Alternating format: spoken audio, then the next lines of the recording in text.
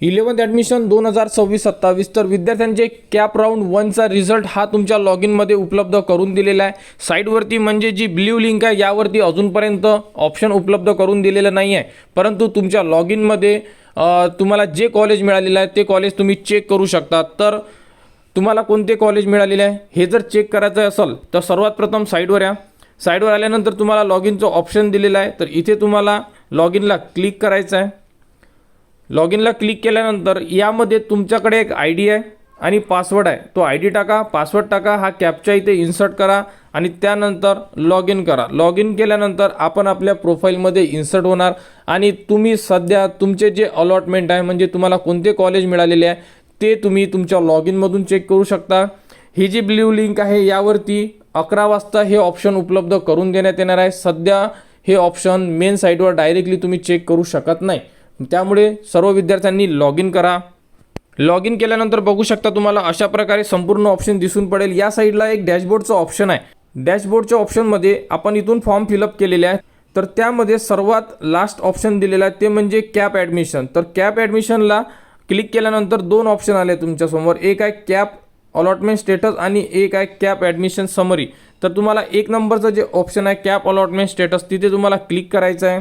तर बघू शकता इथे कॅप अलॉटमेंट स्टेटसला क्लिक केलं, इथे तुमचा अप्लिकेशन नंबर आहे, इथे तुम्हाला तुमचा जो राऊंड आहे पहिला आणि इथे तुम्हाला तुमचा अप्लिकेशन नंबर दिसून पडेल.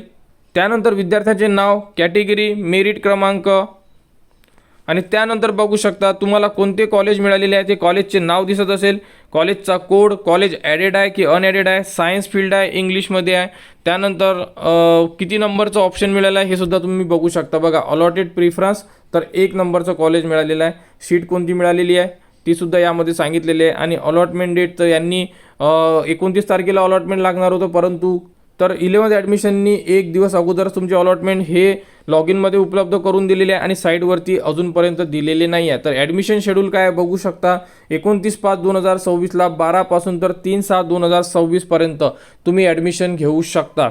आणि यामध्ये सध्या तुम्हाला जे डॉक्युमेंट्स आहे हे अपलोड करायला सांगितलेले आहे, तर तुमचे जेही रिमेनिंग डॉक्युमेंट्स राहिलेले असेल ते डॉक्युमेंट्स तुम्ही अपलोड करू शकता.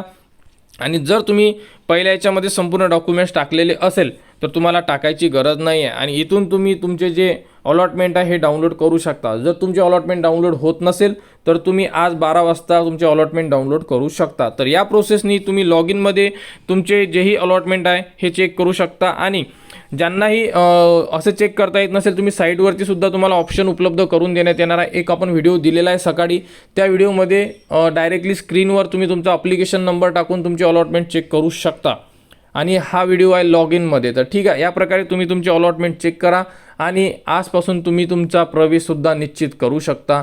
तर 11th ॲडमिशन 2026-27 बद्दल जी पुढील अपडेट येईल ती तुम्हाला आपल्या चॅनलवर देण्यात येणार. त्यासाठी आपल्या चॅनलच्या कनेक्टमध्ये राहा, चॅनलला सबस्क्राईब करा व हा व्हिडिओ इतरांपर्यंत शेअर करा.